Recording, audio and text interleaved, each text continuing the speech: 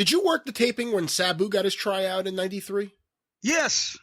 And as a matter of fact, and I'll be honest, I hope it doesn't hurt Sabu's feelings, and I enjoy him and Super Genie are great people.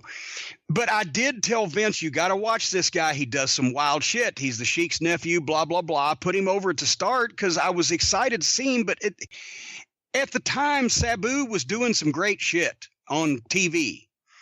I was not aware that the TV that I was seeing was being edited by Paul Heyman to give me the impression that Sabu could do that great shit every time he tried it.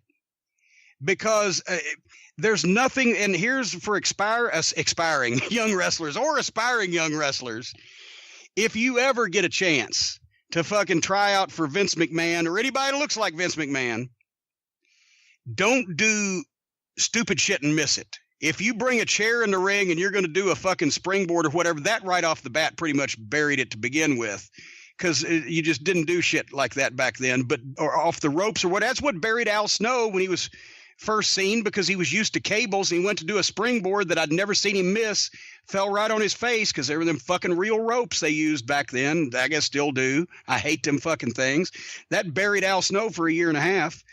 And Sabu missed some shit. And plus Vince just didn't get it at the time. You know, Sabu was trying to be, as time went on, it would almost become a parody of things like, why is Sabu mad at the furniture? Why is he mad at that table? There's nobody on it. He just went through it. And it became kind of silly, to be honest. But at the time that he was at his peak right there, he athletically, and he looked like the homicidal, genocidal, lunacidal, whatever, maniac. Lunacidal? Well, whatever.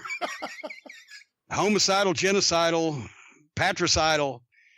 And you remember when Taz whatever the fuck Taz was doing the ECW shirts? That was one of Taz's tasks for Paul Heyman, and he did a Sabu shirt, and no one could ever figure out if this happened because he had heat with Sabu or he just couldn't spell. But the back of the Sabu shirt said homicidal instead of homicidal. H-O-M-O. Homicidal. Yeah. Well, anyway, the point is Sabu was doing a bunch of indie stuff, and they weren't looking for indie stuff at that point. That's what hurt him on his tryout. It just didn't work. But there you have it.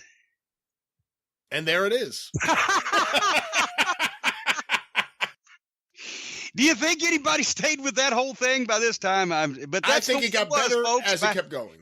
Back in the days in the territories, that's the way it was. And yes, it's a wonder. I think we've all now realized that Jim Cornette should have been in prison or dead of a heart attack or a stroke a long time ago.